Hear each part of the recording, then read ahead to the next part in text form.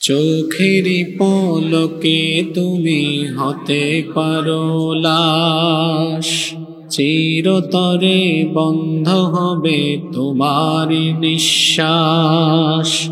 চোখেরই পলকে তুমি হতে পারো লাশ, চিরতরে বন্ধ হবে তোমার নিঃশ্বাস।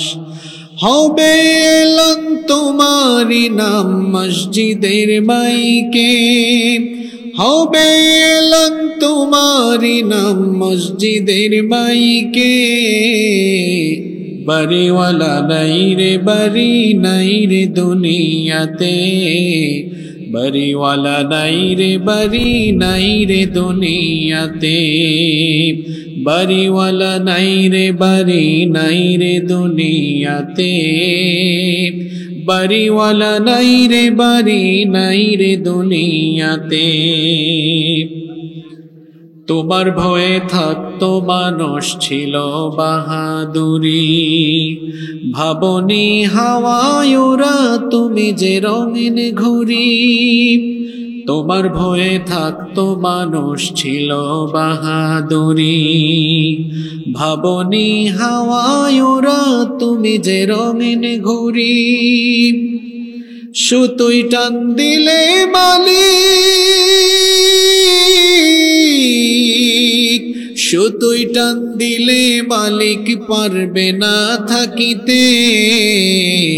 বাড়িওয়ালা নাই রে বাড়ি নাই রে দুনিয়াতে, বাড়িওয়ালা নাই রে বাড়ি নাই রে দুনিয়াতে। বাড়ি গাড়ি মিল ফ্যাক্টরি টাকার পাহাড়, বিলাসিতায় কেটেছে জনম কত অহংকার। বাড়ি গাড়ি মিল ফ্যাক্টরি টাকার পাহাড়, বিলাসিতায় কেটেছে জনম কত অহংকার। দামি কাপড় ছেড়ে হবে, দামি কাপড় ছেড়ে হবে সাদা কাফন পরিতে। বাড়িওয়ালা নাই রে বাড়ি নাই রে দুনিয়াতে, বাড়িওয়ালা নাই রে বাড়ি নাই রে দুনিয়াতে। যাদের সাথে চলতে তুমি থাকতে দিবানিশি, জানাজায় শরীক হবে তোমার প্রতিবেশী। যাদের সাথে চলতে তুমি থাকতে দিবানিশি, জানাজায় শরীক হবে তোমার প্রতিবেশী। স্বজনেরা নিয়ে যাবে, স্বজনেরা নিয়ে যাবে তোমাকে পালকিতে। বাড়িওয়ালা নাই রে বাড়ি নাই রে দুনিয়াতে, বাড়িওয়ালা নাই রে বাড়ি নাই রে দুনিয়াতে। বাড়িওয়ালা নাই রে বাড়ি নাই রে দুনিয়াতে, বাড়িওয়ালা নাই রে বাড়ি নাই রে দুনিয়াতে। নাফরমানি করতে করতে পাপাচার আর গুনাহের মধ্যে ডুবে থাকতে থাকতে যারা এই অবস্থায় মৃত্যুর সম্মুখীন হয়ে যায়, এই লোকদের যখন মৃত্যুর সময় আসে, সেই সকল পাপিষ্ঠ নাফরমান আর গুনাহগারদের মৃত্যু কেমনে হয়? আল্লাহর নবী বলেছেন, ফাইদা কানা রাজুলু সু, যখন কোন নিকৃষ্ট ব্যক্তির, যখন কোন পাপাচারী দুরাচারী গুনাহগার ব্যক্তির মৃত্যুর সময় আসে, তখন আসমান থেকে জাহান্নামের ফেরেশতারা তার মাথার সামনে এসে তার সামনে সমবেত হয়। এসে তারপরে বলতে থাকে, উখরুজি আইয়াতুহান নাফসুল খাবিথা কানাত ফিল জাসাদিল খাবিথ, হে অপবিত্র নিকৃষ্ট আত্মা, যা নিকৃষ্ট দেহের ভেতরে ছিলে, উখরুজি দামিমাতান ওয়া আবশিরি বিহামিমিন ওয়া গাসসাক, তুমি অত্যন্ত নিন্দিত ভাবে ঘৃণার সাথে জাহান্নামের ফুটন্ত গরম পানি এবং ক্ষতের ক্ষরণ পু যেগুলোর দুঃসংবাদ শুনে এই নিকৃষ্ট আত্মা, এই নিকৃষ্ট দেহ থেকে বের হয়ে আসো, এই কথা ততক্ষণ পর্যন্ত বলা হয় তার নিকৃষ্ট দেহ থেকে, যতক্ষণ না তার কাছ থেকে দেহটাকে, রূহটাকে কবজ করা হয়। অন্য হাদিসে এসেছে, আল্লাহর নবী বলেছেন, ইন্নাল আবদাল কাফিরা ইদা কানা ফি ইনকিতাইম মিনাদ দুনিয়া, যখন কোন নাফরমান কাফির পাপী তাপী গুনাহগারের মৃত্যুর সময় আসে, দুনিয়া ছেড়ে পরকাল গমনের সময় যখন আসে, নাযালা ইলাইহি মিনাস সামাই মালাইকাতুন সুদুল বুজুহ, জাহান্নাম থেকে নিকৃষ্ট অত্যন্ত কালো চেহারা বিশিষ্ট কিছু ফেরেশতারা আগমন করে, মাহুমুল মুসুহ, তাদের সাথে জাহান্নামের মোটা, জাহান্নামের পুরু কাফনের কাপন থাকে। ফায়াজলিসুনা মিনহু মাদ্দাল বাসার, এরা এসে ওই মৃত্যু পদযাত্রী পাপী লোকটার চোখের সামনে বসে। সুম্মা ইয়াজিউ মালাকুল মাউত, অতঃপর মালাকুল মাউত আসেন। হাত্তা ইয়াজলিসা ইনদা রাসি, এসে ওই মৃত্যু পদযাত্রী গুনাহগার লোকটার মাথার পাশে বসেন। এরপরে বলতে থাকেন, ইয়া আইয়াতুহান নাফসুল খাবিথা, হে অপবিত্র আত্মা, হে নিকৃষ্ট আত্মা, উখরুজি ইলা সাখাতিম মিনাল্লাহি ওয়া গাদাব, তুমি আল্লাহর অসন্তুষ্টি আর গজবের উদ্দেশ্যে বের হয়ে আসো। ফাতাফাররাকা ফি জাসাদি, এই কথা বলা মাত্র তার গোটা শরীর চূর্ণ বিচূর্ণ হয়ে যেতে থাকবে, অবস্থা তার এমন হবে, আল্লাহ নবী বলেছেন, ফায়ান্তাজিউহা কামা ইউনতাজিউস সুফুদু মিনাস সুফিল মাবলুল, ভেজা পশম থেকে পাকা কাটা বিশিষ্ট লোহা টেনে বের করলে যতটা না কষ্ট হয়, এই পাপী গুনাহগার লোকটা মরণের সময় এর চাইতে আরো বেশি কষ্ট অনুভব করবে। অন্য রিওয়ায়াতে পাওয়া যায়, শাদ্দাদ বিন আউস রাদিয়াল্লাহু আনহু বলেছেন, গুনাহ করতে করতে, পাপ করতে করতে যারা মৃত্যু পর্যন্ত পৌঁছে যায়, এদের মরণের সময় এত কষ্ট হয়, কোন জীবন্ত মানুষকে যদি তরবারি দিয়ে কেটে কেটে কেটে কেটে 1000 টুকরা করা হয়, সে যতটা না কষ্ট পাবে, ওই পাপী লোকটা মরণের সময় তার চাইতে আরো বেশি কষ্ট পাবে। আহারে, এত কষ্ট, এত যন্ত্রণা সে পাবে। অন্য রিওয়ায়াতে এসেছে, একজন জীবন্ত মানুষকে যদি বিরাট একটি পাতিলের মধ্যে তেল গরম করে সেই ফুটন্ত তেলের ডেস্কির মধ্যে ফেলে দেওয়া হয়, সে যতটা না কষ্ট পাবে, একজন পাপী, একজন গুনাহগার মরণের সময় তার চাইতে আরো বেশি কষ্ট বা যন্ত্রণা অনুভব করবে।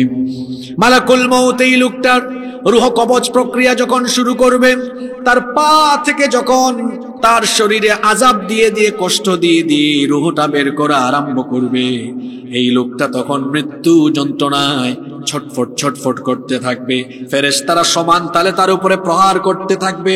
কোরআনে কারীমের 8 নম্বর সূরা, সূরাতুল আনফালের 50 নম্বর আয়াতে রব্বুল আলামিন বলছেন, ওয়ালাউ তারা ইয ইয়াতাওয়াফফাল্লাযীনা কাফারুল মালাইকাতু ইয়াদরিবুনা ওয়ুজুহাহুম ওয়া আদবারহুম ওয়া যুকু আযাবাল হারিক। আল্লাহ তাআলা বলছেন, ও নবী, আপনি যদি দেখতেন নিজেদের উপরে জুলুম করতে করতে, পাপ করতে করতে যাদের মৃত্যুর সময় চলে আসে, ফেরেশতারা তাদের চেহারার উপরে আর তাদের পার্শ্বদেশে যন্ত্রণা দিয়ে দিয়ে, কষ্ট দিয়ে দিয়ে তাদের দেহ থেকে রূহটাকে কবজ করে।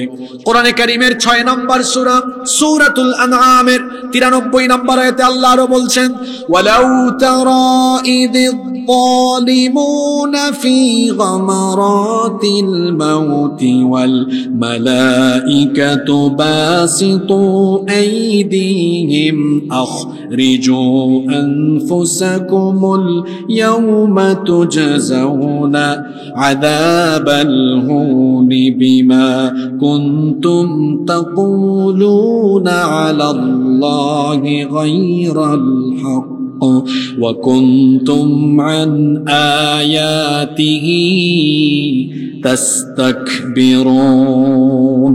আল্লাহ তাআলা বলছেন, আর যারা নিজেদের উপর জুলুম করতে করতে মৃত্যু পর্যন্ত পৌঁছে যায়, এদেরকে ফেরেশতারা আযাব দিতে দিতে এক সময় ফেরেশতারা বলে, হ্যাঁ পাপিষ্ঠ, হ্যাঁ গুনাহগার, হ্যাঁ নাফরমান, তোর নিজের জান আজকে তুই নিজেই বের করে দে।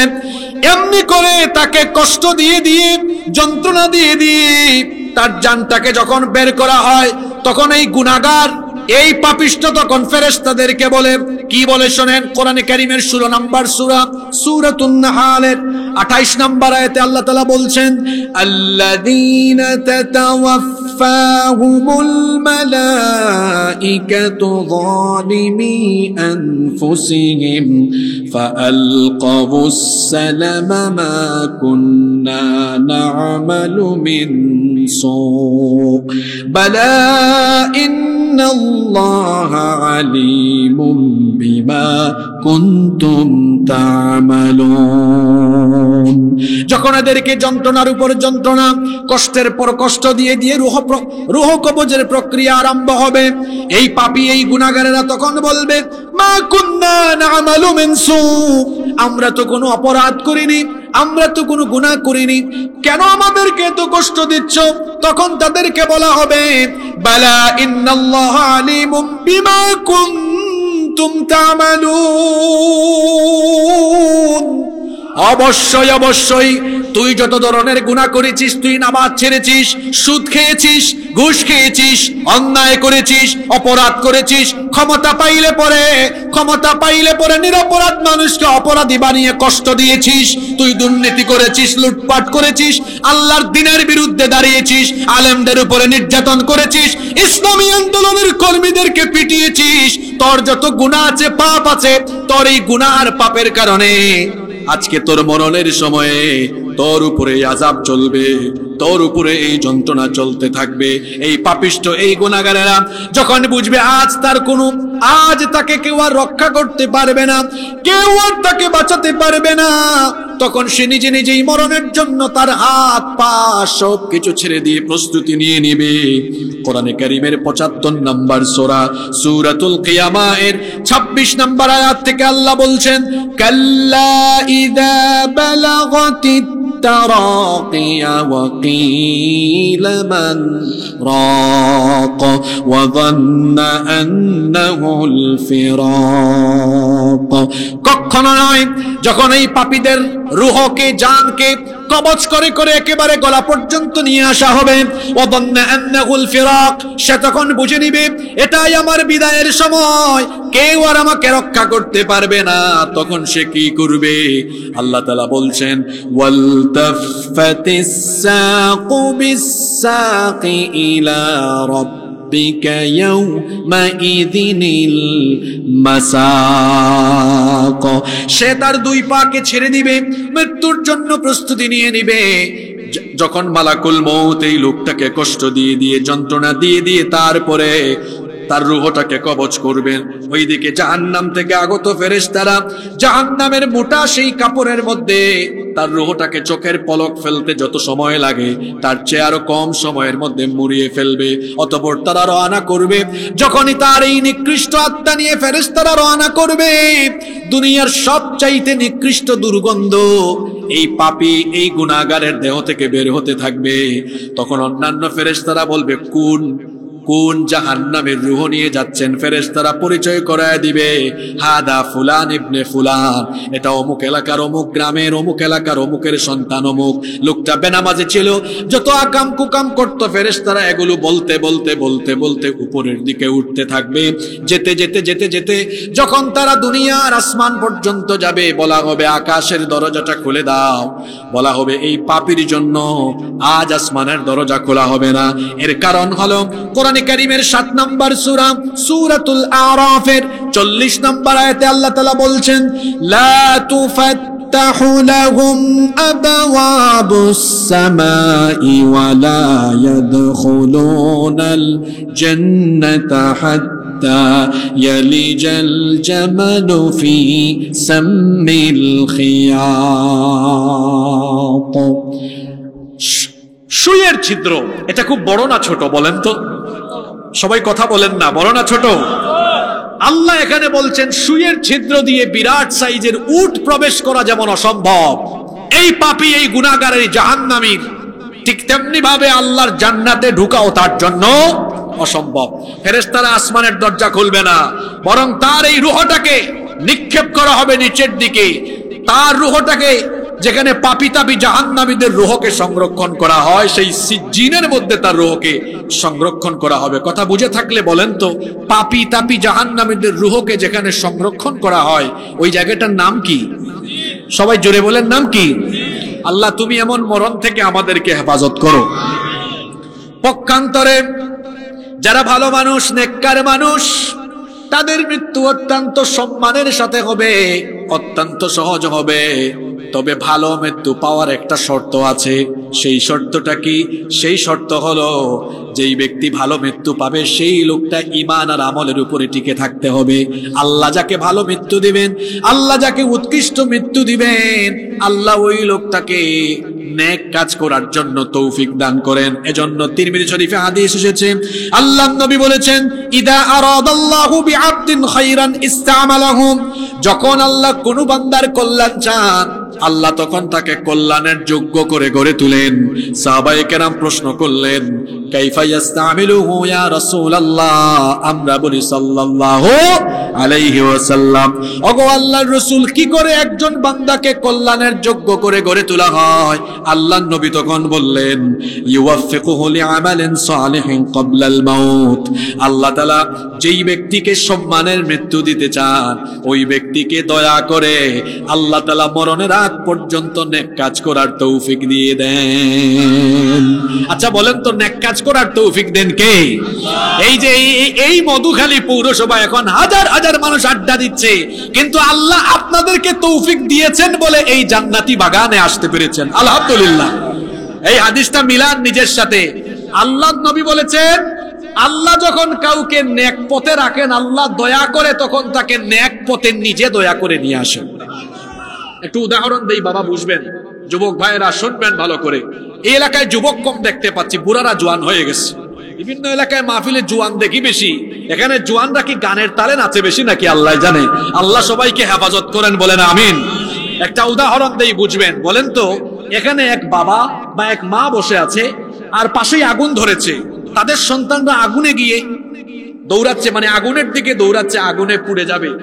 এখন মা বাবা এটা দেখলে এটা কি চেয়ে দেখবে না বাচ্চাকে টেনে আনবে? জোরে বলেন, বাচ্চাকে টেনে আনবে। কারণ সন্তানের প্রতি মা বাবার মনে দয়া আছে না নাই? এই দয়া মায়া দিয়েছেন কে? জোরে বলেন, দয়া মায়ার মালিক কে? হাদিসে এসেছে, রহমতকে, দয়াকে আল্লাহ তাআলা 100 টুকরা করেছেন। কত টুকরা করেছেন? জোরে বলেন, কত টুকরা?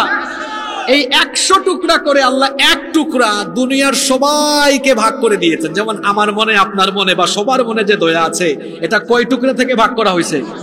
মাত্র এক টুকরা থেকে ভাগ করা হয়েছে। তাহলে 99 টুকরা আছে কার কাছে? চিন্তা করেন, এক টুকরা আমরা সবাই ভাগ করে পাইয়া বাপের সামনে ছেলে আগুনে ঝাঁপ দেয় না, বাপ নিয়ে আসে, আবার নাতিকেও দাদা ফিরায় নিয়ে আসে। ও আমার বাবারা ভাইয়েরা, এক টুকরা দয়া ভাগ করে পাইয়া যদি আপনাদের মনে সন্তানের প্রতি, নাতির প্রতি এত দয়া মায়া হয়, তাহলে আল্লাহ যদি কাউকে দয়া দেখান, সেই বান্দা যদি জাহান্নামের পথে যায়, আল্লাহ তখন নিজে ওই বান্দাকে টেনে এনে জান্নাতের পথে উঠায়া যায়। এটা কখন হয়? আপনারা তাইলে মনোযোগ দিয়ে শুনতেছেন না কথা? এটা কখন হয়? এটা তো একটু আগে বলেছি। এটা যখন কেউ আল্লাহর দয়া পায়। আল্লাহর কি পায়? আল্লাহ তুমি আমাদেরকে তোমার দয়া দিয়ে ভরপুর করে দাও। ভালো মৃত্যু পাওয়ার শর্ত হলো আল্লাহর দয়া পাওয়া। জোরে বলেন, কি পাওয়া? আল্লাহ যদি কাউকে নেক কাজ করার তৌফিক দেন দয়া করে, ওই লোকটা ঈমান আর নেক আমলের উপর টিকে থাকতে থাকতে লোকটা আজান হলেই নামাজে যাবে, ভালো ভালো আমল করবে, কখনো গুনাহ করবে না, গুনাহের ধারে কাছেও যাবে না। এই রকম করে নেক কাজ করতে করতে করতে করতে যখন লোকটার মরণের সময় চলে আসবে, এই লোকটার মৃত্যু কেমন করে হবে শুনেন। আল্লাহর নবী বলেছেন, ইন্নাল আবদাল মুমিনা ইযা কানা ফি ইনকিতাইম মিনাদ দুনিয়া ওয়া ইকবালিম মিনাল আখিরাহ, যখন কোনো মুমিন ব্যক্তির পরকাল যাত্রার সময় হয়ে যায়, তার যখন মৃত্যুর সময় চলে আসে, নাযালা ইলাইহি মিনাস সামাই মালাইকাতুম বিদুল ওয়ুজুহ, আসমান থেকে তখন জান্নাত থেকে তখন সুন্দর সুন্দর চেহারা বিশিষ্ট জান্নাতি ফেরেশতারা আগমন করেন। সুবহানাল্লাহ। এদের চেহারা এত সুন্দর, আল্লাহর নবী বলেছেন কাআন্না ওয়ুজুহাহুমুশ শামস, এদের চেহারার শুভ্রতার সামনে আকাশের সূর্যের আলো পর্যন্ত ম্লান হয়ে যায়। আল্লাহু আকবার। এরা যখন আগমন করে আল্লাহর নবী বলেছেন মাআহুম কাফানুম মিন আকফানিল জান্নাহ, তারা আসার সময় জান্নাতের কাফনের কাপড় তাদের সাথে করে নিয়ে আসে। আর সেই কাফনের কাপড়ে কি লাগানো থাকে আল্লাহর নবী বলেছেন ওয়া হানুতুম মিন হানুতিল জান্নাহ, সেখানে জান্নাতের খুশবু, জান্নাতের সুগন্ধি লাগানো থাকে। সুবহানাল্লাহ। হাত্তা ইয়াজলিসু মিনহুম আদাল বাসার, এরপরে এই জান্নাতি ফেরেশতারা ওই নেককার দিনদার লোকটার ঠিক চোখের সামনে বসে যায়। সুম্মা ইয়াজিউ মালাকুল মাউত, এরপরে মালাকুল মউত মৃত্যুর ফেরেশতা আসেন। হাত্তা ইয়াজলিসা ইনদা রাসি, ওই নেককার লোকটার মাথার পাশে বসেন। আসার পরে এই নেককার লোকটাকে মালাকুল মউত স্বয়ং নিজে আগে একটা সালাম দেন। যারা সুবহানাল্লাহ কইল না, এরা কি বুবা হয়ে গেল নাকি? একটু আগে যে পাপিষ্টের কথা বললাম, তারে কি সালাম দিছে না মাইর দিছে? আইসাই শুরু, কোনো কথা নাই, এসেই আযাব শুরু করেছে। আর নামাজি মানুষ, নেককার মানুষ, দিনদার মানুষ, মালাকুল মউত আগেই এসে একটা সালাম দেয়। সুবহানাল্লাহ। কোরআনে কারীমের 16 নম্বর সূরা সূরাতুন নাহলের 32 নম্বর আয়াতে আল্লাহ কথাটা এভাবে বলেছেন আল্লাযীনা তাতাওয়াফাহুমুল মালাইকাতু তাইয়্যিবিনা ইয়াকুলুনা সালামুন আলাইকুম উদখুলুল জান্নাতা বিমা কুনতুম তা'মালুন। নেক কাজ করতে করতে যাদের মৃত্যুর সময় চলে আসে, ফেরেশতারা মৃত্যুর সময় এসে বলে আল্লাহর বান্দা তোমার উপরে সালাম। সুবহানাল্লাহ। এরপরে মালাকুল মউত ওই লোকটাকে উদ্দেশ্য করে বলে ইয়া আইয়াতুহান নাফসুত তাইয়্যিবা, হে পবিত্র আত্মা, হে উত্তম আত্মা, উখরুজি ইলা মাগফিরাতিম মিনাল্লাহি ওয়া রিদওয়ান, তুমি আল্লাহর ক্ষমা আর সন্তুষ্টির উদ্দেশ্যে বের হয়ে আসো। এই কথা বলার পরে ফাতাখরুজু তাসিলু কামা তাসিলুল কাতরাতি মিন ফিসসিকা, আল্লাহর নবী কত চমৎকার উদাহরণ দিয়েছেন। পানির কলসি থেকে পানি ঢাললে পানি যেমন খুব সহজেই পানির পাত্রে পড়ে যায়, ঠিক তেমনি ভাবে এই নেককার দিনদার মানুষগুলোর শরীর থেকে, দেহ থেকে আত্মাটাকেও সহজভাবে বের করে দেওয়া হয়, এমন ভাবে বের করে দেওয়া হয়। এটা যদি উদাহরণ দিয়ে বলতে যাই তো শোনেন, একটা ছোট্ট বাচ্চা, ছোট্ট শিশু যখন ক্ষুধার যন্ত্রণায় কান্না করে, তার মা যখন তাকে এসে কুলে নেয়, মা কুলে নেওয়ার পরে যখন বাচ্চাটাকে দুধ পান করায়, ওই বাচ্চা যেমন কান্না বন্ধ করে দেয়, দুধ পান করে আরাম করে ঘুমায়া যায়, ঠিক তেমনি ভাবে ফেরেশতারা যখন ওই জান্নাতি লোকটার মরণের সময় এসে তার সামনে জান্নাতের নয়নাভিরাম দৃশ্য তুলে ধরবে, এই লোকটাও জান্নাতের দৃশ্য দেখতে দেখতে আরাম করে ঘুমায়া যায়। ফেরেশতারা এসে এরকম করে সুসংবাদ দেয়। শুনেন আল্লাহ তাআলা কি বলেছেন কোরআনে কারীমের 41 নম্বর সূরা হামিম আস-সাজদা এর 30 নম্বর আয়াতে আল্লাহ এভাবে বলছেন ইন্নাল্লাযীনা ক্বালু রাব্বুনাল্লাহু সুম্মা ইসতাকামু তাতানাজ্জালু আলাইহিমুল মালাইকা আল্লা তাখাফু ওয়া লা তাহজানু ওয়া আবশিরু বিল জান্নাতিল্লাতী কুনতুম তুআদুন। নিশ্চয়ই যারা বলে আল্লাহ আমাদের রব, সে আল্লাহর দ্বীনের উপরে যারা টিকে থাকে, অবিচল থাকে, ফেরেশতারা তার মরণের সময় এসে বলে আল্লাহ তাখাফু ওয়া লা তাহজানু, হে আল্লাহর বান্দা তোর জন্য কোনো ভয় নাই, তোর জন্য কোনো দুশ্চিন্তা নাই, তোর জন্য কোনো টেনশন নাই। ওয়া আবশিরু বিল জান্নাতিল্লাতী কুনতুম তুআদুন, আল্লাহর জান্নাতের সুসংবাদ গ্রহণ করো, যেই জান্নাতের ওয়াদা আল্লাহ তোমাদের সাথে করেছেন। ফেরেশতারা জান্নাতের সুসংবাদ দিয়ে দিয়ে ওই লোকটার রূহটাকে সহজ করে গ্রহণ করে। আল্লাহ ওই সকল নেককার বান্দাদের কাতারে আমাদেরকে শামিল করে দিও, বলে না আমিন। আরো আসতে বলে না আমিন। এই লোকটার দেহ থেকে যখন রূহটাকে বের করে ফেলা হবে, জান্নাত থেকে আগত সেই জান্নাতি ফেরেশতারা এই লোকটার পবিত্র আত্মাকে জান্নাতের সুগন্ধে যুক্ত কাফনের কাফনে মুড়িয়ে ফেলবে। তারপরে তারা যখন রওনা করবে, এই নেককার দিনদার লোকটার রূহ থেকে তখন দুনিয়ার সব চাইতে উৎকৃষ্ট সুগন্ধ বের হতে থাকবে। যেতে যেতে যেতে যেতে যখন আসমানের প্রথম দরজায় যাওয়া হবে, ফেরেশতারা ওয়েলকাম করবে। তারপরে বলা হবে, এটা কাকে নিয়ে এসেছো? পরিচয় করা দেওয়া হবে, হাদা ফুলান ইবনে ফুলান, এটা অমুক এলাকার অমুকের সন্তান অমুক। লোকটা বড় ভালো মানুষ ছিল, আজান হলেই নামাজে যেত, সকল পাপ এবং গুনাহ থেকে সে নিজেকে সেফ রাখত। ফেরেশতারা আসমানের দরজা খুলে দিবে। এইভাবে করে একটা দুইটা তিনটা চারটা পাঁচটা ছয়টা শেষ করে 7 আসমান পর্যন্ত গিয়ে 7 আকাশের উপরে একটা জায়গা আছে যেটার নাম হলো ইল্লিন। এখানে নবী রাসূল এরপরে যত ধরনের নেককার মানুষ আছেন তাদের রূহকে সংরক্ষণ করা হয়। সেখানে তার রূহটাকে এমনি ভাবে রিসিভ করা হবে, তাকে কি বলা হবে শোনেন। কোরআনে কারীমের 89 নম্বর সূরা সূরাতুল ফজরের 27 নম্বর আয়াত আল্লাহ বলছেন, ইয়া আইয়াতুহান নাফসুল মুতমাইন্নাতু রজিই ইলা রাব্বিকি রাদিয়াতাম মারদিয়া ফাদখুলি ফি ইবাদি ওয়াদখুলি জান্নাতি। বলা হবে, হে প্রশান্ত আত্মা, মোস্ট ওয়েলকাম, কাম অন, আসেন আসেন আসেন, আল্লাহর সন্তুষ্টি, আল্লাহর ক্ষমা আর সন্তুষ্টির দিকে আসেন, আর আল্লাহর নেককার বান্দাদের সাথে এই জান্নাতে শামিল হয়ে যান। আল্লাহ তুমি তাদের কাতারে আমাদেরকে শামিল করে দাও। তাহলে আমরা এতক্ষণ সরাসরি কুরআন হাদিস থেকে শুনলাম কি করে ভালো মৃত্যু হয় আর কি করে খারাপ মৃত্যু হয়। আমরা ভালো মৃত্যু চাই না খারাপ মৃত্যু চাই? এই এলাকায় আওয়াজ এত ছোট ছোট করে মানুষ দেয় কেন? মহিলারা তো লজ্জা পাবে। পুরুষ মানুষের মতো কথা বলেন, পুরুষোচিত কণ্ঠে বলেন, আমরা ভালো মৃত্যু চাই না খারাপ মৃত্যু চাই? ভালো মৃত্যুর কিছু আলামত আছে, কিছু সাইন আছে। ভালো মৃত্যুর আলামত হলো মোট 7টা। কথা বুঝে থাকলে বলেন তো, ভালো মৃত্যুর আলামত কয়টা? 7টা। মুখস্থ করে ফেলেন। আজকের আলোচনার শেষে যদি কেউ এই পয়েন্টগুলো বলতে পারে, আমি তাকে আমার নিজের তরফ থেকে পুরস্কার দিয়ে যাব ইনশাআল্লাহ। ভালো মৃত্যুর আলামত কয়টা? নাম্বার 1, 1 নাম্বার হলো, ভালো মৃত্যুর আলামত হলো আল্লাহ যাকে দয়া করে ভালো মৃত্যু দিতে চান, মৃত্যুর আগ পর্যন্ত ওই লোকটার জীবনকে আল্লাহ নানা রকম দুঃখ কষ্ট বালা মুসিবত বিপদ আপদ দিয়ে আল্লাহ ভরপুর করে দেন।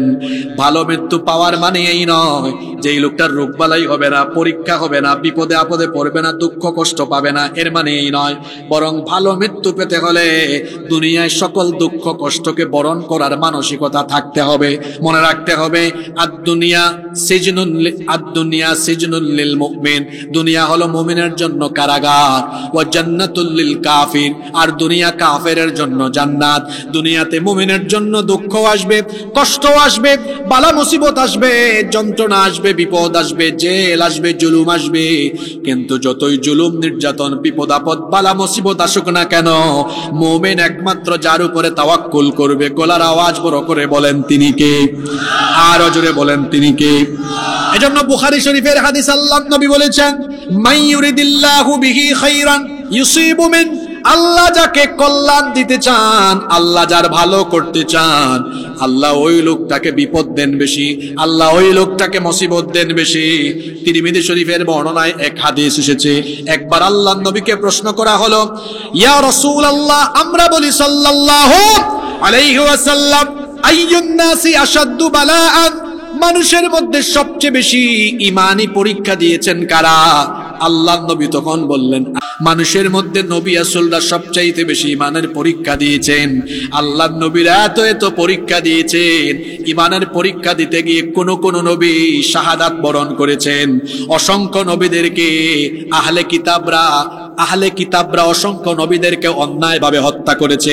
আল্লাহ কোরআনে বলেছেন, ওয়া ইয়াকতুলুনান নাবিয়্যিনা বিগাইরি হক, অন্যায়ভাবে তারা অনেক নবী রাসূলকে হত্যা করেছে। ঈমানের পরীক্ষা দিতে গিয়ে অনেক নবী রাসূল শাহাদাত বরণ করেছেন। ঈমানের পরীক্ষা দিতে গিয়ে কোন কোন নবী আগুনে ঝাঁপ দিয়েছেন। আমাদের জাতির পিতা আল্লাহর খলিল সাইয়েদনা ইব্রাহিম আলাইহিস সালাম তিনি এত এত ইমানের পরীক্ষা দিয়েছেন, অনেক পরীক্ষা দিয়েছেন। তার মধ্যে অন্যতম পরীক্ষা ছিল নমরুদের আগুনের পরীক্ষা।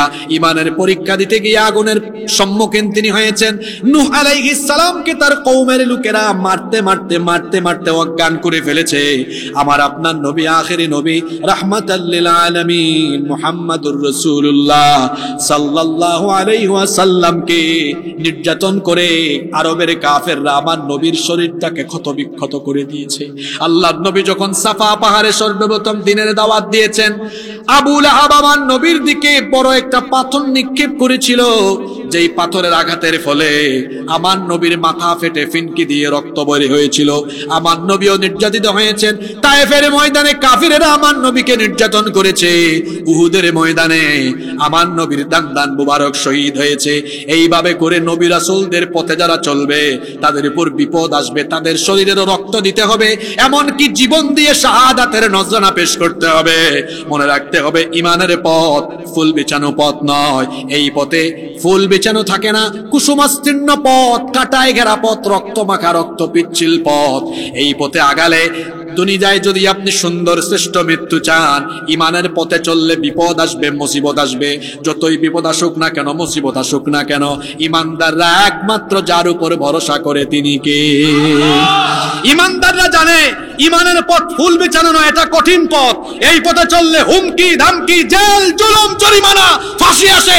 কিন্তু ইমানদারেরা ফাঁসির রশিকে জুতার ফিতার মতো মনে করে। ইমানদাররা জানে এই পথে চললে দিন বিরোধী, কুরআন বিরোধীরা হুমকি ধামকি দিবে। ইমানদারেরা তাদের হুমকি ধামকির পরোয়া করে না, তারা প্রয়োজনে জীবন বিলিয়ে দেয়, তাও তারা দিন বিরোধীদের সামনে মাথা নত করে না। আল্লাহ এমন ঈমান আমাদেরকে দান করো। এই রকম করে যারা সকল পরীক্ষার মুখোমুখি হয়ে ওই ঈমানের উপর টিকে থাকে, তাদেরকে যিনি মরণের সময় ঈমানের মৃত্যু, সহজে মৃত্যু, সম্মানের মৃত্যু দান করেন, জোরে বলেন তিনি কে? আরো জোরে বলেন তিনি কে?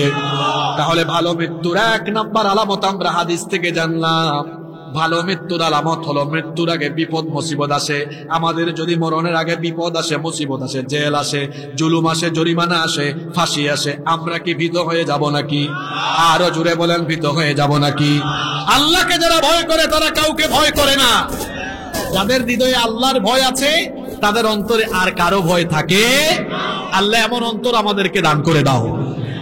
ভালো মৃত্যুর দুই নাম্বার আলামত হলো মুমিনদেরকে আল্লাহ তাআলা মৃত্যুর সময় ভালো মৃত্যু যখন দেন, ভালো মৃত্যুর দুই নাম্বার আলামত হলো মরণের সময় কপাল, এই ললাট, কপালটা হালকা বা মৃদু ঘেমে যায়। তিরমিজি, নাসাঈ, মুসনাদে আহমদ, বিখ্যাত হাদিসের এই তিনটি গ্রন্থে এই হাদিস একযোগে বর্ণিত হয়েছে। আল্লাহর নবী বলেছেন, আল মুমিনু ইয়ামুতু বিআরাকিল জাবিন, মুমিন ব্যক্তি মৃদু ঘাম নিয়ে, কপালের মধ্যে মৃদু ঘাম, হালকা ঘাম নিয়ে মৃত্যুবরণ করে। আপনারা তো জানেন আল্লাহর নবী যখন দুনিয়া থেকে বিদায় নেন, ওফাতের সময়, ইন্তিকালের সময় আল্লাহর নবীর কপাল, এই ললাট প্রচন্ডভাবে ঘামাচ্ছিল। তিনি আম্মা জান আয়েশা রাদিয়াল্লাহু আনহাকে বলেছিলেন, আয়েশা গো, পানির একটা পাত্র আনো। আল্লাহর নবী সেই পানির পাত্রে হাত চুবিয়ে, হাত ভিজিয়ে বারবার তার কপালকে মুছতেছিলেন। বহু সাহাবীরাও এমন মরণের সময়, মৃত্যুর সময় তাদের কপাল ঘেমেছিল। আল্লাহর নবী বলেছেন, ভালো মৃত্যুর আরেকটা আলামত হলো, ভালো মৃত্যুর আলামত হলো মুমিন যখন ইন্তেকাল করে কপালের মধ্যে তার মৃদু ঘাম নিয়ে সে ইন্তেকাল করে। তিন নাম্বার ভালো মৃত্যুর তিন নাম্বার আলামত হলো সেই মৃত্যুটা জুমার রাতে বা জুমার দিনে হয়। আল্লাহর নবী বলেছেন, তিরমিজি শরীফের হাদিস, আব্দুল্লাহ ইবনে আমর রাদিয়াল্লাহু আনহুমা এই হাদিসের বর্ণনাকারী সাহাবী, তিনি বলছেন, নবী করিম সাল্লাল্লাহু আলাইহি ওয়াসাল্লাম বলেছেন, মা মিন মুসলিমিন ইয়ামুতু ইয়াওমাল জুমআতি আও লাইলাতাল জুমআতি ইল্লা ওয়াকাহুল্লাহু ফিতনাতাল কবর।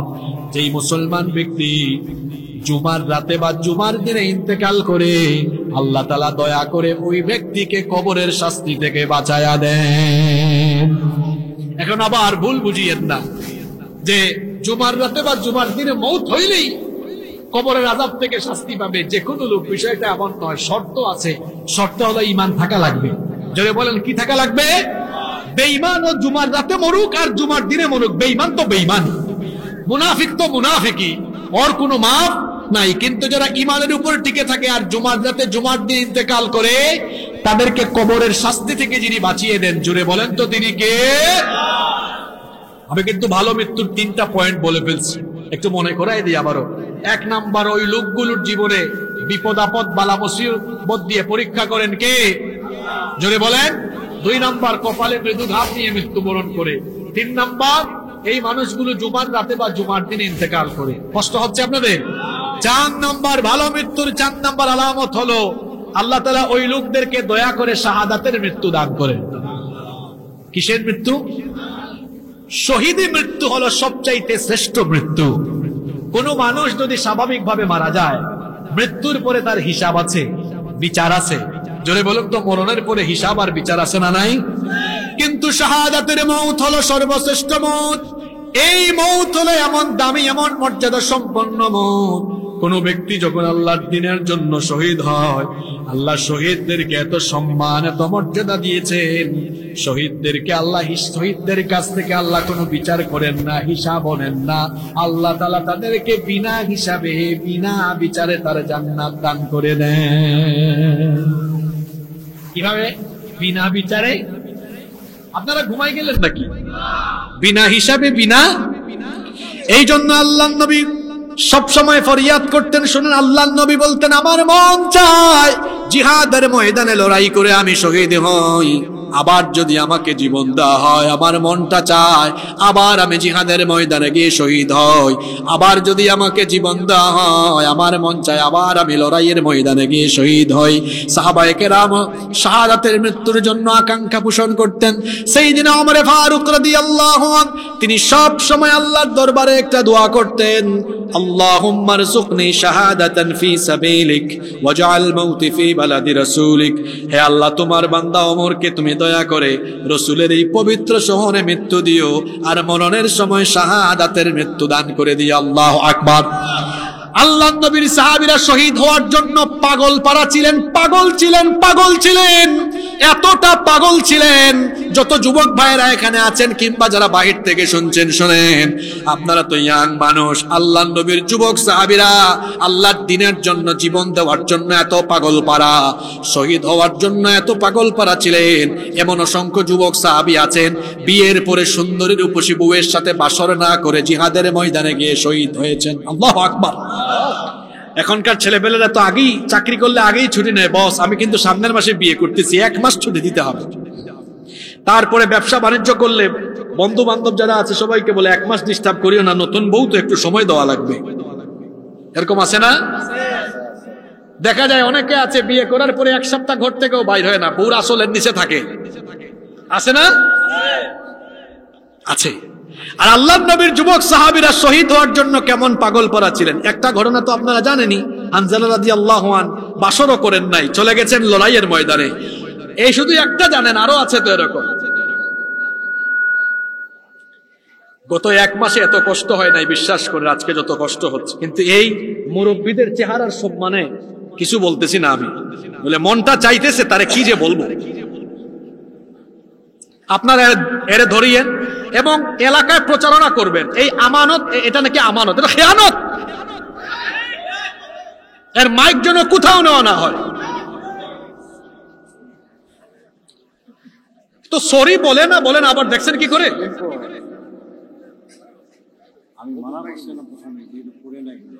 রুহ বের হয়ে যাচ্ছে, বুঝছেন কি অবস্থা। যাই হোক, আমাকে আরেকটু সময় দেন। কষ্ট হচ্ছে না তো আপনাদের? আমার কষ্ট হলো, আপনারা দোয়া করে দিবেন ইনশাআল্লাহ। এই যে আমার বাপের বয়সী যারা আছেন, আপনাদের ছেলের জন্য দোয়া করে দিবেন, পারবেন না ইনশাআল্লাহ। তো বলছিলাম, রাসূলের সাহাবীরা শহীদ হওয়ার জন্য কেমন পাগল ছিলেন। মুতার যুদ্ধে আল্লাহ নবী 3 জন সেনাপতি দিয়েছিলেন। কয়জন? এই যে এর মধ্যে একজন ছিলেন আব্দুল্লাহ বিন রাওয়াহা, নতুন বিয়ে করেছেন, এত সুন্দরী বউ, নতুন বিয়ে করেছেন। এমন সময় মিটিং হয়েছে, নবীজি বলেছেন, আব্দুল্লাহ তুমি মুতার যুদ্ধের সেনাপতি, তুমি 2 নাম্বার সেনাপতি। আগেও একজন আছে, পরেও উনি বুঝে ফেলছেন আমি মাঝখানে আছি, তার মানে আমি শহীদ। বাড়ি ফিরতে, বাড়িতে গিয়ে বলেছেন, দরজায় নক করছেন, ভেতর থেকে বউ বলেছেন, কে? তিনি বলেছেন, আমি তোমার হাজবেন্ড, তোমার স্বামী আব্দুল্লাহ। আপনি বাইরে কেন? আমি তো আপনার অপেক্ষায়, ভিতরে আসেন। তিনি বললেন, না, ভেতরে আসার এখন আর সময় নাই। সুবহানাল্লাহ পড়বেন না? তিনি বললেন কেন? তিনি বললেন রাসূল আমাকে জিহাদের ময়দানে সেনাপতি নিযুক্ত করেছেন, এজন্য আমি লড়াইয়ের ময়দানে যাব। তার বিবি বলেছেন ঠিক আছে, ভালো কথা, এটা তো বড় আনন্দের খবর, আপনি ভিতরে আসেন, একটু আমাকে দেখেন, আমার সাথে কথা বলেন। তিনি বলেন না, তোমার সাথে কথা বললে তো সময় নষ্ট হয়ে যাবে, শহীদ হতে আমার দেরি হয়ে যাবে। কথাটা বুঝছেন কি বলছি? ওনারা বুঝে নাই আসলে কথার ওজন। তোমার সাথে কথা বললে আমার শহীদ হতে দেরি হয়ে যাবে। আল্লাহু আকবার। তিনি বললেন শহীদ হয়ে যাবেন মানে? তিনি বলছেন হ্যাঁ, আমি 2 নাম্বার সেনাপতি, আমার আগে একজন আছে, পরেও, তার মানে আমি আর ফিরবো না। তিনি বললেন তাহলে আল্লাহর ওয়াস্তে দয়া করে ভিতরে একবার আসেন, আপনি আমারে একটু দেখেন, আমিও আপনারে দেখি, যেন জান্নাতে আমি আপনাকে চিনে নিতে। তিনি বললেন আমি আসবো না, কারণ তোমাকে দেখলে আমার মনে প্রেম ভালোবাসার উদয় হতে পারে। তোমার যদি নেক উদ্দেশ্য থাকে তাহলে আল্লাহ কিয়ামতের দিন তোমার আমার মিলন ঘটায় দিবেন। সুবহানাল্লাহ। আল্লাহ রসুলের সাহাবীরা এভাবে শহীদ হওয়ার জন্য পাগল পারা ছিলেন, কারণ শহীদি মৃত্যু এমন মৃত্যু, আগেই বলেছি, হিসাবও নাই বিচারও নাই, আল্লাহ বিনা বিচারে বিনা হিসাবে জান্নাত দিয়ে দিবেন। সুবহানাল্লাহ। হিসাবও নাই বিচারও। এজন্য শাহাদাতের তামান্না আমাদের অন্তরে আছে তো না? এরা যে ভাবে উত্তর দেয় মনে হয় নাই, আছে আছে। যারা চুপ থেকেছে এদের ব্যাপারে আমার কোনো কথা নাই, যারা আছে বলছে, যারা চুপ থাকছে তো এরা চায় না, যারা বলেছে তাদেরকে আমি এবার সুসংবাদ দিব। প্রস্তুত আপনারা? আপনারা যারা জবাব দিচ্ছেন মন থেকে দিচ্ছেন তো, তাহলে সুসংবাদটা নেন। আচ্ছা, শহীদ হওয়ার আকাঙ্ক্ষা আছে, শহীদ নাও তো হইতে পারে, কিন্তু যারা এখন বুবা হন নাই, সাথে সাথে জবাব দিয়ে দিয়েছেন, এবার সুসংবাদটা নেন। আল্লাহর নবী বলেছেন মান সাআলাল্লাহু শাহাদাতি বিসিদকিন বাল্লাগাহুল্লাহু মানাজিলাশ শুহাদাই ওয়া ইম্মাতা আলা ফিরাশি। আল্লাহর নবী বলেছেন যে ব্যক্তি সত্যিকার অর্থে অন্তর থেকে শহীদ হওয়ার তামান্না রাখে, এই লোকটা যদি শহীদ না হয়েও মারা যায়, যেহেতু তার অন্তরে শাহাদাতের তামান্না ছিল, মরার পরে এই জন্য লোকটাকে আল্লাহর সাথে সাথে শাহাদাতের মৌতের মর্যাদা দিয়ে দিবে। যারা বুবা ছিল তারা ঠকা খাইছে, আর যারা জবাব দিছে, ক্লাসের ভালো ছাত্ররা ক্লাসে কি বুবা থাকে নাকি? আমি তো সারা জীবনে প্লাস পাইছি, সামনে বসতাম আর টিচারকে বারবার কোশ্চেন করতাম, যেটা বুঝতাম না। ক্লাসে কথা বলতে হয়, যারা বুবা বুবা থাকে এরা কিছু বুঝে কিছু বুঝে না, আর যারা কথা বলে এরা বুঝে যায়। আর একটা আলোচনা তখনই ইফেক্টিভ হয় যখন বক্তা আর শ্রোতা উভয়ে কথা বলে। আল্লাহ আমাদেরকে শাহাদাতের মৃত্যু নসিব করে দিও। আপনারা কে কি চান জানি না, আমি তো আমার প্রতিটি মোনাজাতে বলি আল্লাহ তুমি শহীদ করে দিও, কারণ যেভাবেই মরেন ভাই, মরতে তো হবে, হিসাবও আছে, বিচারও। আর শহীদদেরকে আল্লাহ বলবেন, আরেকটা হাদিস মনে পড়লো, মনোযোগ আছে তো? কিয়ামতের ময়দানে সব মানুষ কেমনে উঠবে শুনেন হাদিস। এই হাদিসের বর্ণনাকারী হচ্ছেন আমাদের মা উম্মুল মুমিনিন আয়েশা রাদিয়াল্লাহু আনহা। তিনি বলেছেন, আল্লাহর নবী বলেছেন, কিয়ামতের ময়দানে সকল মানুষ কবর থেকে উলঙ্গ হয়ে উঠবে, গায়ে কাপড় চোপড় থাকবে না, উলঙ্গ খাতনাবিহীন নগ্ন পদে খালি পায়ে তারা উপস্থিত হবে। কিন্তু কিয়ামতের দিন 2 শ্রেণীর মানুষ ভিন্ন ভাবে উঠবে। যারা হজের সফরে মারা যায়, লাব্বাইক আল্লাহুম্মা লাব্বাইক বলতে বলতে হাসরের মাঠে উঠবে, সুবহানাল্লাহ। আর আরেক শ্রেণীর মানুষ হলো শহীদ। শহীদরা কিয়ামতের দিন রক্ত মাখা শরীর নিয়ে আল্লাহর আদালতে উঠবে। যাদেরকে শহীদ করা হয়েছে ক্ষত বিক্ষত করে, কারো হাত কাটা, কারো পা কাটা, কারো গলা কাটা, কারো গর্দান কাটা, কারো গলার মধ্যে ফাঁসির দড়ির চিহ্ন, কারো গায়ে গুলির চিহ্ন, বুলেটের চিহ্ন। যাকে যে হালতে শহীদ করা হয়েছে তারা ঠিক সেইভাবে হাসরের মাঠে উঠবে। আল্লাহ নবী আল্লাহ সেদিন বলবেন, তুমি কে, তুমি কে, তুমি কে? তোমার নাক কাটা কেন? তোমার হাত কাটা কেন? তোমার এক হাত নাই, তোমার পাও নাই, তোমার পেটে গুলির চিহ্ন, তুমি কে? তোমার বুকের মধ্যে বুলেটের চিহ্ন, তুমি কে? প্রত্যেকটা শহীদ তখন বলবে, আল্লাহ আমি তোমার দ্বীনের জন্য, কোরআনের জন্য জীবন দিয়েছি, আমাকে তোমার দ্বীন বিরোধীরা এইভাবে শহীদ করেছে। আল্লাহ বলবেন, ফেরেশতারা আমার এই বান্দাকে এগিয়ে আন, আজ হাসরের মাঠে আমি তার কোনো বিচারও করব না, হিসাবও নিব না, জান্নাতের দরজাটা খুলে দে, গোটা জান্নাতের যেদিকে মন চায় সেই দিকে সে আরাম করে ঘুরে বেড়াবে। আল্লাহ এমন মৃত্যু আমাদের সবাইকে নসিব করে দিও। মরতেই হবে যখন, শহীদি মরণ দিও আমাকে। শাহাদাত জানি শুধুই জীবন, সে মরণ দিও আমাকে, মরতেই হবে যখন, শহীদি মরণ দিও আমাকে। আমাকে শহীদ করে সেই মিছিলে শামিল করে নিও, যেই মিছিলের নেতা আমির হামজা, খুবাইব খাব্বাব আল্লাহর ছিল যারা অতি প্রিয়, শহীদ করে নিও। বলেন আমিন।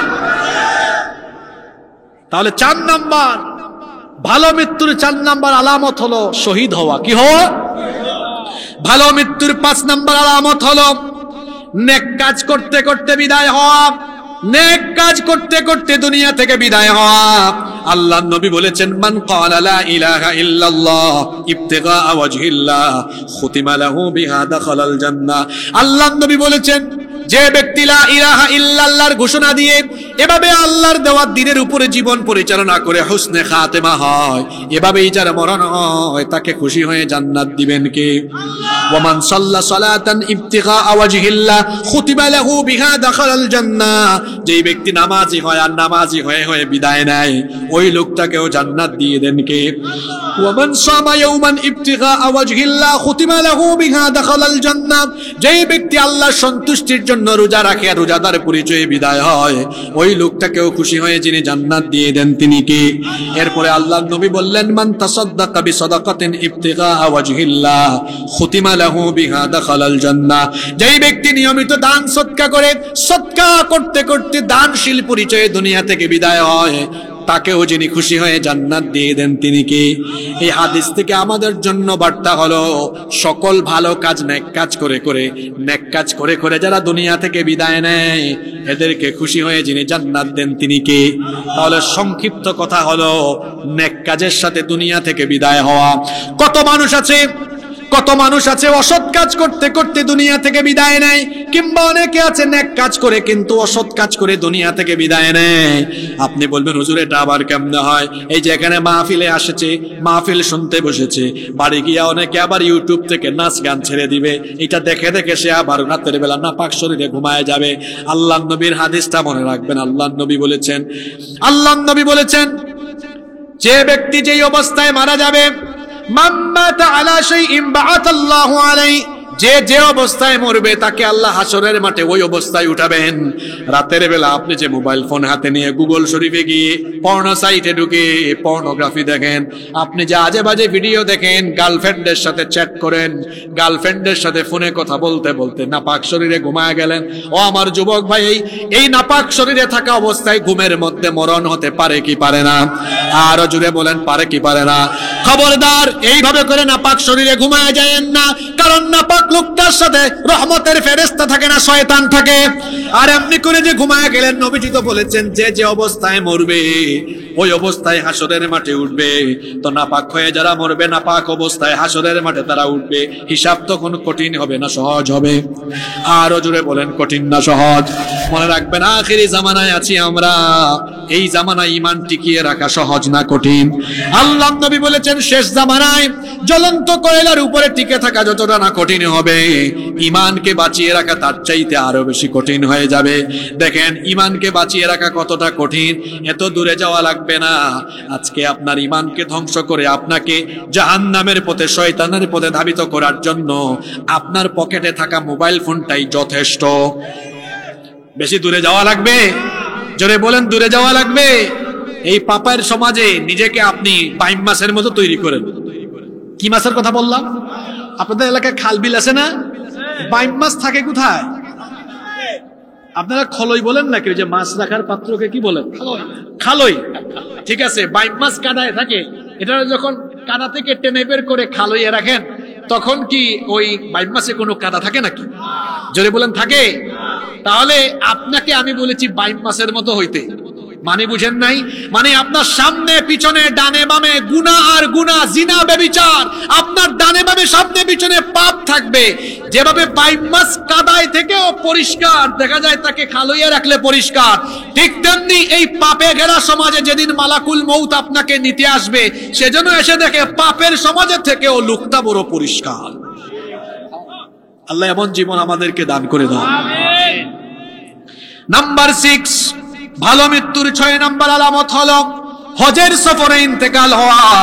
ইবনে আব্বাস রাদিয়াল্লাহু আনহুমা হাদিসের বর্ণনাকারী সাহাবী, হাদিসটি বুখারী এবং মুসলিম শরীফে বর্ণিত হয়েছে।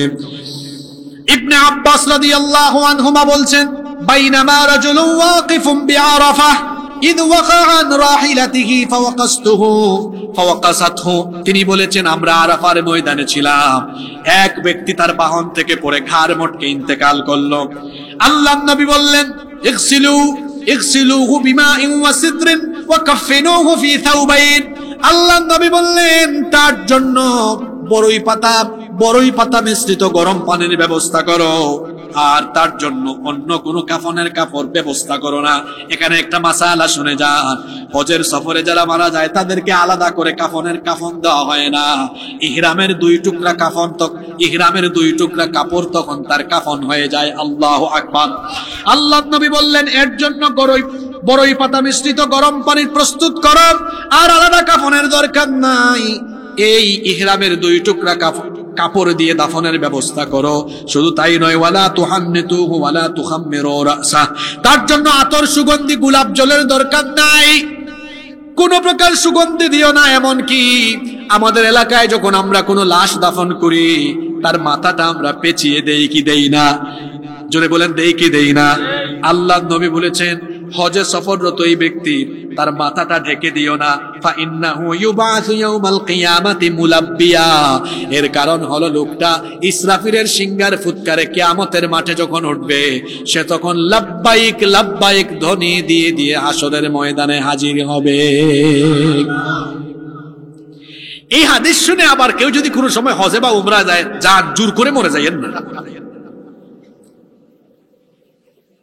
এক লোক একবার এক মাহফিলে এসে বয়ান শুনছে পাগড়ির ফজিলত। কিসের ফজিলত? তারপরে মসজিদে নামাজে গিয়েছে, পাগড়ি নিতে ভুলে গিয়েছে। পাগড়ি আনি নাই তো কি হয়েছে, লুঙ্গি খুলে মাথায় পাগড়ি বাঁধছে। ওইদিকে নফল ঠিক করতে যাইয়া ফরজ ছুটে গেছে। তা আপনি হাদিস শুনে ভুল বুঝিয়েন না যে হুজুর তো কইছে হজে বা উমরার সফরে মারা গেলে এটা ভালো মৃত্যু, তাহলে আমি জোর করে মরি যাই এখন। এটা হচ্ছে মৌত যদি ওখানে হয় স্বাভাবিক প্রক্রিয়ায়, ওই লোকটার মৌত ভালো মৃত্যু হিসেবে গণ্য হয়ে যায়। সুবহানাল্লাহ পড়ে। নাম্বার 7, 7 এবং সর্বশেষ হলো আল্লাহর নবী বলেছেন, মান কানা আখিরু কালামিহি লা ইলাহা ইল্লাল্লাহ দাখালাল জান্নাহ। যেই ব্যক্তির আখিরি কালেমা হয় লা ইলাহা ইল্লাল্লাহ, ওই ব্যক্তিকে যিনি জান্নাত দিয়ে দেন তিনি কে? তার মানে হলো মরণের সময় যার ঈমান নসিব হয়, কালেমা নসিব হয়, ঈমানের সাথে যে মারা যায়, ওই লোকটাকে যিনি জান্নাত দিয়ে দেন তিনি কে? মনে রাখবেন, মরণের সময় কালেমা নসিব হওয়া এটা বড় সৌভাগ্যের ব্যাপার। অনেক মানুষ 5 ওয়াক্তের নামাজি হয়েও মরণের সময় কালিমা নসিব হয় না। কারণ হতে পারে এমন, মরণের আগে লোকটা পাপে লিপ্ত হয়েছিল, আবার বিপরীত হতে পারে সারা জীবন গুনাহ করেছে, কিন্তু তওবা করার পর মরণ হয়েছে। লোকটাকে জান্নাত দিয়ে দিতে পারেন কে? এখানে আমরা অনেকে আছি হয়তো সারা জীবন ভুল করেছি, পাপ করেছি, কিন্তু আজকে যদি আমরা আল্লাহর কালাম শুনে নিজেদেরকে সংশোধন করে তওবা করি, আমাদেরকেও যিনি মাফ করে দিতে পারেন তিনি কে? ওই যে একটা ঘটনা মনে পড়লো, বলবো? কষ্ট হচ্ছে? বনি ইসরাইলের এক লোক সর্বমোট 99টা খুন করেছিল। জোরে বলেন কয়টা? সবাই বলেন না কয়টা? 99টা খুন করার পরে লোকটার মনের ভিতরে অনুশোচনা আসলো। মনে মনে চিন্তা করলো, এভাবে তো অপরাধী হয়ে থাকা যায় না। সে এবার একজন খ্রিস্টান পাদ্রীর কাছে গেল, গিয়ে বলল, আমি তো 99টা খুন করেছি, আমার কি ভালো হওয়ার কোনো রাস্তা আছে নাকি? তখন ওই পাদ্রী বললেন, তুমি তো বড় অপরাধী, তোমার আর ভালো হওয়ার কোনো পথ খোলা নাই। লোকটার আরো বেশি রাগ আসলো, রাগ করে তারেও ওখানে মার্ডার করলো। আগে ছিল 99, এখন আর একটা, মোট হয়েছে কত? জোরে বলেন কত? এই লোকটার মনের মধ্যে অনুশোচনা আরো বাড়তে থাকলো। একজন আলেমের কাছে গেল, যাওয়ার পরে বলল, আমি তো সর্বমোট 100 খুন করেছি, আমার কি ভালো হওয়ার কোনো পথ খোলা আছে নাকি? ওই আলেম তখন বললেন, তোমার গুনাহের পরিমাণ যত বেশি, আমার আল্লাহর দয়ার পরিমাণ হলো তার থেকে আরো বেশি। তুমি যদি এখনো তওবা করে ফিরে আসো, তোমাকে যিনি মাফ করে দিবেন, গলার আওয়াজ বড় করে বলেন, তিনি কে? আলেম তাকে তওবা করালেন, তারপরে বললেন, শোনো, তুমি যে এলাকায় বসবাস করো সে এলাকার মানুষ পাপাচারে লিপ্ত। ভালোর সাথে থাকলে ভালো, খারাপের সাথে থাকলে খারাপ। দেখবেন আতরের দোকানে যদি ঢুকেন, আতর না কিনেও যদি 10-15 মিনিট থাকেন, বের হয়ে আসলে দেখবেন শরীরের মধ্যে আতরের গন্ধ হয়ে যায়। আর নিজে যদি সিগারেট না খান, বিড়ি নাও খান, বিড়ি কুড়ের সাথে হাত মিলাইলে দেখবেন হাতে বিড়ির গন্ধ হয়ে যায়। তার মানে ভালোর সাথে থাকলে ভালো, খারাপের সাথে থাকলে।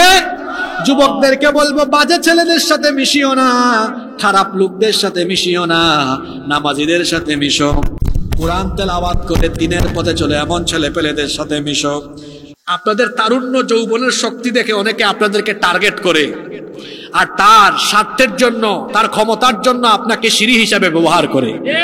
আপনার পকেটে 500-1000 টাকা ঢুকাই দিয়া, আপনারা জিলাপি বিরিয়ানির ধান্দা দেখায়া, তারপরে সামনে পিছনে আপনারা চামচার মতো ব্যবহার করে। আপনি তো কারো চামচা নন, কেন এই যৌবন আর তারুণ্য আরেকজনের চামচামি করে দেন? আপনার এই তারুণ্য, আপনার এই যৌবন, আপনার এই ঘাম, আপনার এই শ্রম, আপনার এই মেধা, আপনার রক্ত, আপনার জীবন কারো চামচামি করার জন্য দেওয়া হয় নাই। এই তারুণ্য আর যৌবন দেওয়া হয়েছে আল্লাহর জমিনে আল্লাহর দ্বীন কায়েমের জন্য। লজ্জা করে না তোমার? বিশ্ববিদ্যালয়ে পড়ে সে যখন অশিক্ষিত, মূর্খ, দুর্নীতিবাজ নেতার সামনে পিছনে সানগ্লাস পরে, তারপরে চামচার মতো মোটরসাইকেল শুডাউন করে, তার জন্য আমার আফসোস হয়। তুমি পড়ালেখা করো, তুমি তো পড়ালেখা করে নিজেকে এমন যোগ্যতায় নিয়ে যেতে পারো যে তুমি নিজেকে এমন জায়গায় নিয়ে যাও যাতে করে তোমার পিছে মানুষ ঘুরে। এই তারুণ্য আর যৌবন কারো চামচামির জন্য দিও না। আল্লাহ আমাদের যুবকদেরকে কবুল করেন।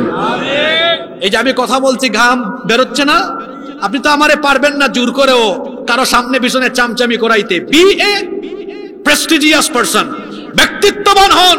আপনার যৌবন আরেকজনের লাভের জন্য দিয়ে দিবেন কেন?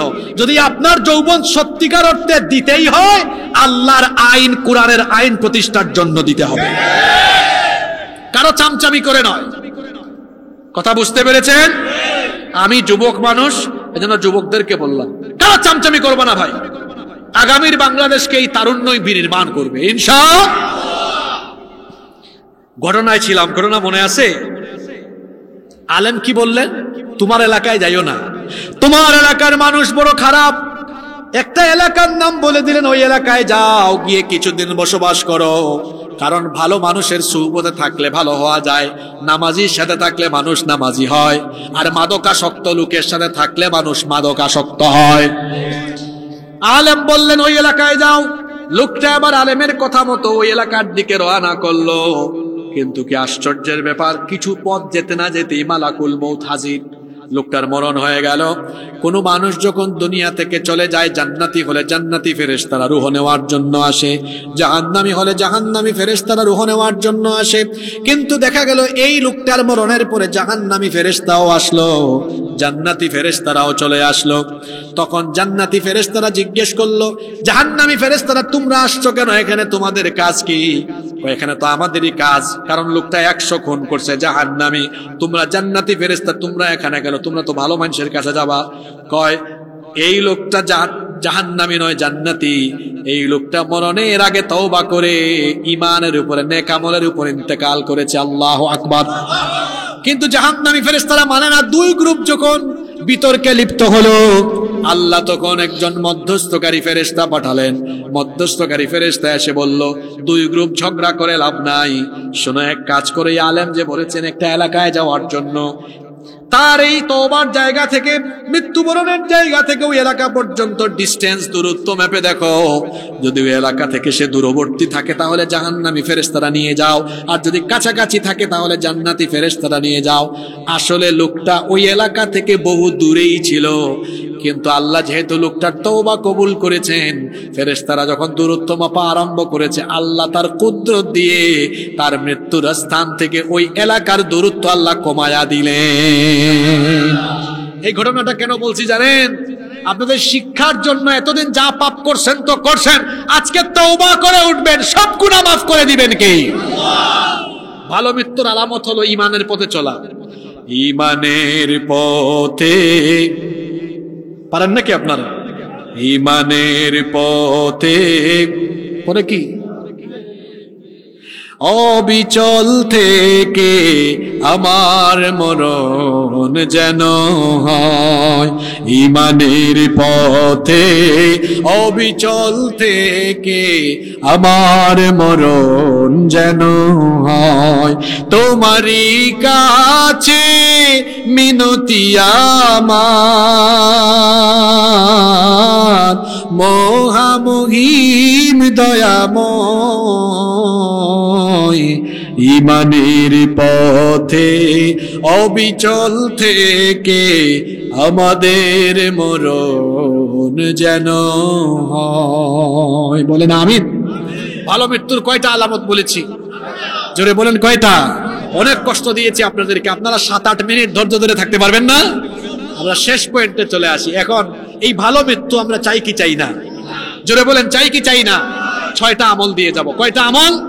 এই 6টা আমল করলে ভালো মৃত্যু নসিব করে দিবেন কে? নাম্বার 1, 1 নাম্বার, নামাজ সহ যত ফরজ এবং মৌলিক ইবাদত আছে সকল নেক আমলগুলো যথাসময়ে যথাযথভাবে আদায় করা।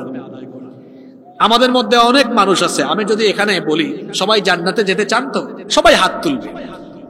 জান্নাতে যেতে চায়, কিন্তু জান্নাতে যাওয়ার জন্য মসজিদে নামাজে যেতে চায় না। এমন মানুষ নাই তো? আমার দেশে মাহফিলে মানুষ কম না বেশি? ও মা, এখানে যারা আছে এরা কি মুর্দা নাকি গুরুস্থানে ওয়াজ হয় নাকি মাঠে ওয়াজ হয়? তো কোন এলাকায় আসলাম? আপনারা জীবিত না মৃত বুঝতাম কেমনে? কি জানে জিজ্ঞেস করেছিলাম? জান্নাতে যাবে কি যাবে না? জান্নাতে যেতে চায়। আমি বলছিলাম আমার দেশে মাহফিলে মানুষ বেশি না মসজিদে মানুষ বেশি? জোরে বলেন। মাহফিলে মানুষ বেশি, মসজিদে মানুষ কম। এটা কি ভালো আলামত না খারাপ আলামত? খারাপ আলামত।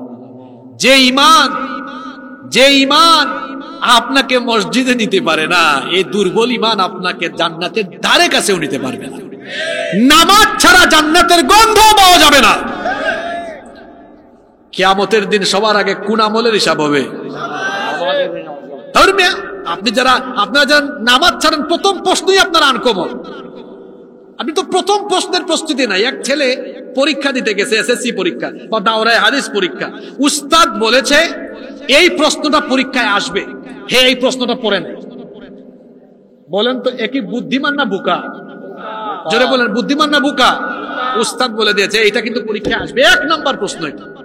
অথবা বলছে শোনো 1 নাম্বারে এমসিকিউ থাকবে। হ্যাঁ, কি করছে? এমসিকিউ পড়েও নাই। একই বুদ্ধিমান না বোকা? আল্লাহ বলে দিয়েছেন, রসুল জানিয়ে গিয়েছেন প্রথম প্রশ্নটাই হবে কিসের ব্যাপারে? আর হে নামাজে যায় না। একই বুদ্ধিমান না বোকা? জোরে বলেন বুদ্ধিমান না বোকা? নামাজ আদায় করলে আল্লাহ খুশি হন, নামাজে না গেলে শয়তান খুশি হয়।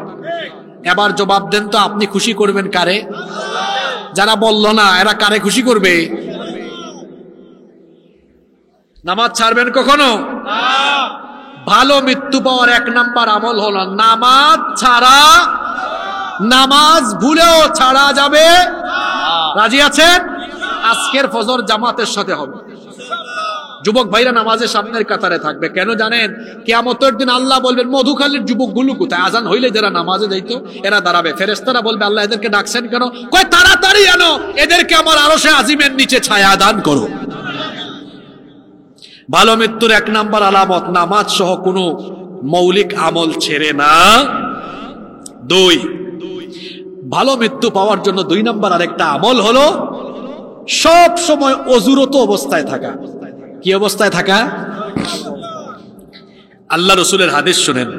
আল্লাহ নবী বলেছেন, আল্লাহ নবী আনাস রাদিয়াল্লাহু আনহুকে ডেকে বললেন, হে আনাস শোনো, সব সময় অজুরত অবস্থায় থাকো।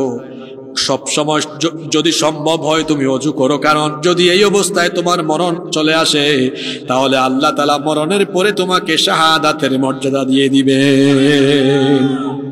ওই ঘটনাটা তো আপনারা জানেন, রাসূল মেরাজ থেকে ফিরেছেন, বললেন বিলাল তুমি কি জানো আমি জান্নাতে তোমার পায়ের আওয়াজ শুনে এসেছি।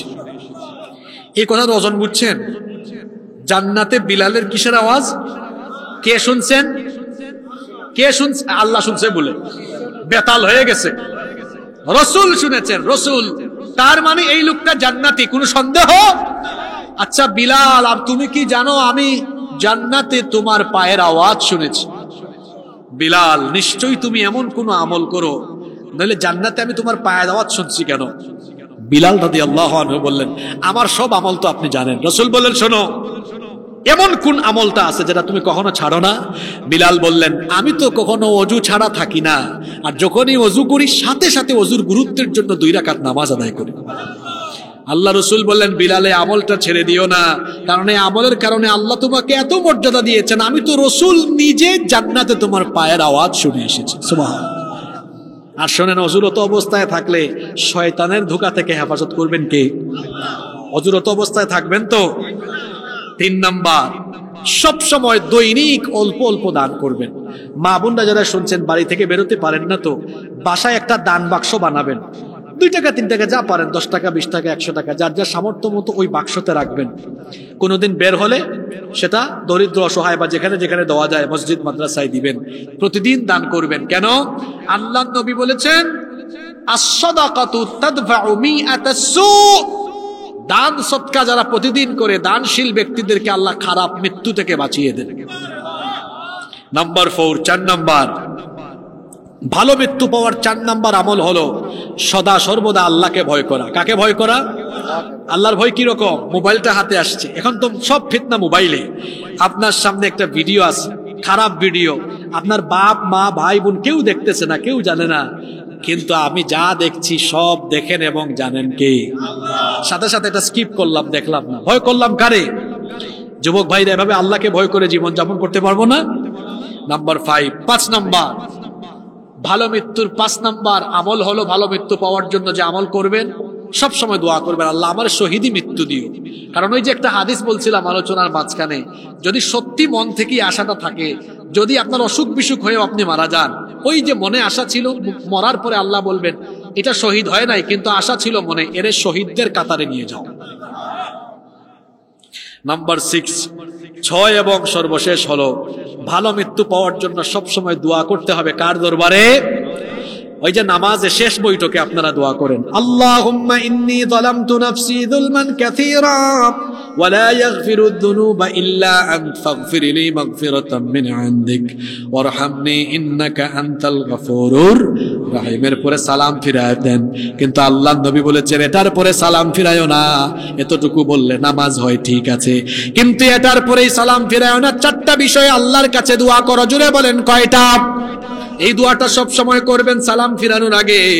দোয়া মাসুরা পড়ার পরে এই দোয়াটা পড়বেন। আল্লাহর নবী দোয়াটা শিখিয়েছেন আল্লাহুম্মা ইন্নী আউযু বিকা মিন আযাবিল কবর ওয়া মিন আযাবি জাহান্নাম ওয়া মিন ফিতনাতিল মাহইয়া ওয়াল মামাত ওয়া মিন ফিতনাতিল মাসিহিদ দাজ্জাল। কত সুন্দর দোয়া! হে আল্লাহ আমাকে কবরের আযাব থেকে বাঁচাও, জাহান্নামের শাস্তি থেকে বাঁচাও, জীবন মরণের ফিতনা থেকে বাঁচাও, আর দাজ্জালের ফিতনা থেকে আমাদেরকে বাঁচিয়ে দাও। বলেন আমিন। মোট 15টা পয়েন্টে আজকে আলোচনা হয়েছে। কতটা পয়েন্ট? ওয়াজ করলাম আমি আর আপনি বলে ফেললেন 15টা পয়েন্টে আলোচনা হয়েছে। কতটা পয়েন্টে? আসেন মিলাই। প্রথমে আলোচনা করেছি 2টা পয়েন্ট, খারাপ মৃত্যু কেমন, ভালো মৃত্যু কেমন, হইল 2। এরপরে ভালো মৃত্যুর 7টা আলামত বলেছি। কয়টা আলামত? 7 2 কত? 9। আর শেষে বলছি ভালো মৃত্যু পাওয়ার 6টা আমল। 9 6 কত? এই 15টা পয়েন্ট কে একবারে বলতে পারবে? দেখি দাঁড়ান তো দেখি, এমন কে মনোযোগ দিয়ে? মাশাআল্লাহ আমার ভাই, বলেন তো দেখি। না, 15টা বলতে হবে না, 15টা পয়েন্ট সব বলে ফেলতে হবে।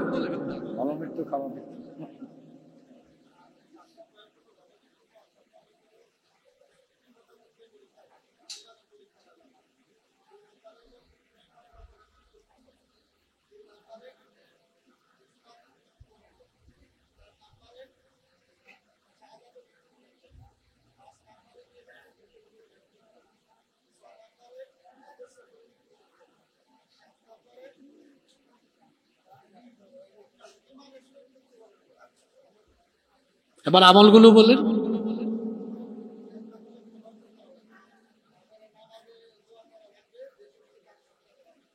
তিনটা হয়েছে, আর তিনটা বাকি আছে।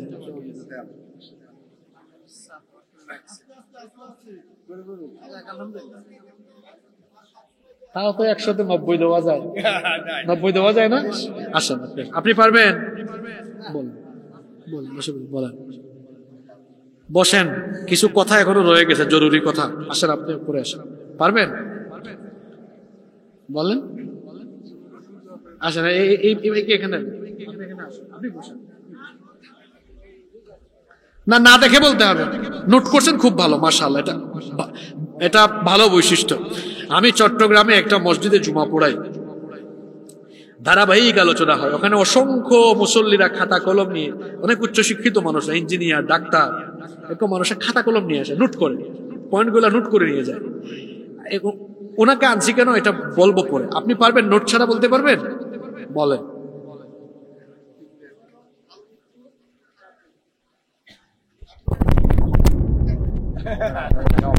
না হবে না, বসেন, আপনি বসেন। কি নাম আপনার ভাই? সিরাজুল। সিরাজ নামটা দেখছেন কেমন? সিরাজ, সে যেমন মানে প্রদীপ্ত। সিরাজ মানে কি? প্রদীপ্ত। যে হাসি মাখা মুখ, আসলে প্রদীপ্ত একটা মুখ। কি করেন আপনি? ব্যবসা করেন। ওনাকে আনছি কেন জানেন? উনি আপনাদের জন্য প্রেরণা। আমি আমার আব্বাজানদেরকে আর ভাইদেরকে বলেন তো, মানুষের জীবনে কোনটা বেশি গুরুত্বপূর্ণ, সম্পদ না সময়? বলেন। মনে রাখবেন, সম্পদ হারালে সম্পদ পাওয়া যায়, সময় হারালে সময় আর পাওয়া যায় না। এই কথাটা কেন বলছি জানেন? আমি 1 ঘন্টা 40 মিনিট এখানে আলোচনা করেছি, 100 মিনিটের উপরে।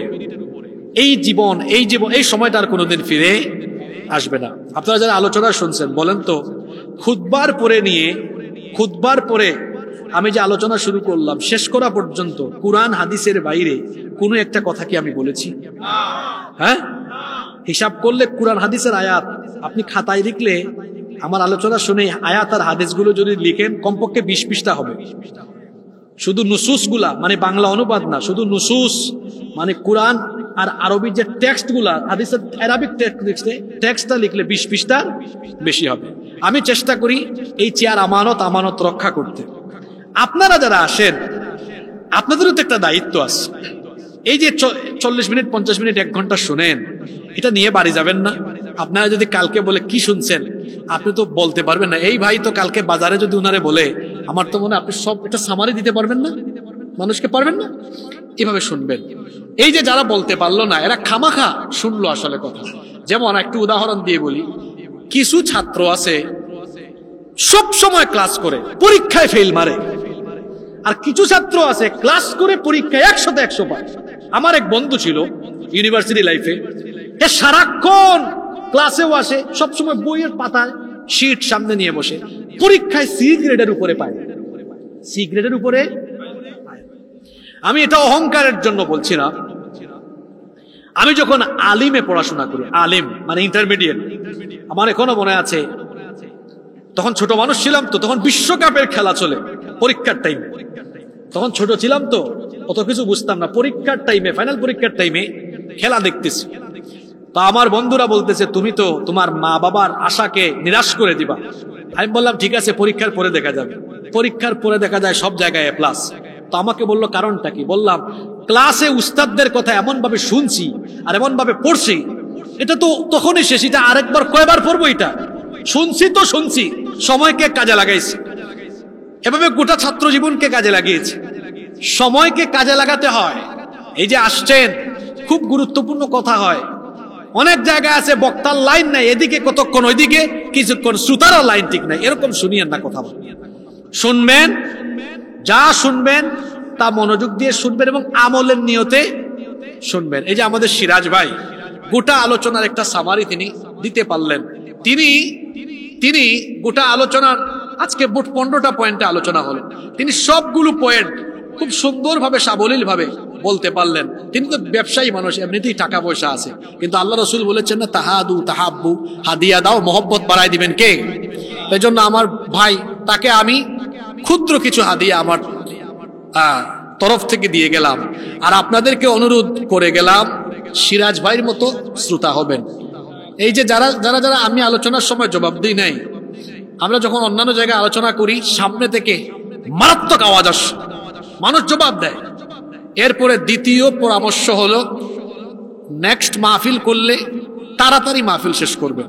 3 নাম্বার মাইক, এই 3 নাম্বার হচ্ছে যখন আলোচনা একটা বড় অনুষ্ঠানের আয়োজন করবেন, সেখানে প্যান্ডেলে লাইটিং এ খরচ কমাবেন, কিন্তু সাউন্ড সিস্টেমে খরচ বাড়াবেন। এবং এই রকম লক্কর ঝক্কর সাউন্ড না দিয়ে ভালো সাউন্ডের ব্যবস্থা করবেন, নইলে শ্রোতারা কষ্ট পায়। আকাশে বাতাসে সাউন্ড উড়াউড়ি করে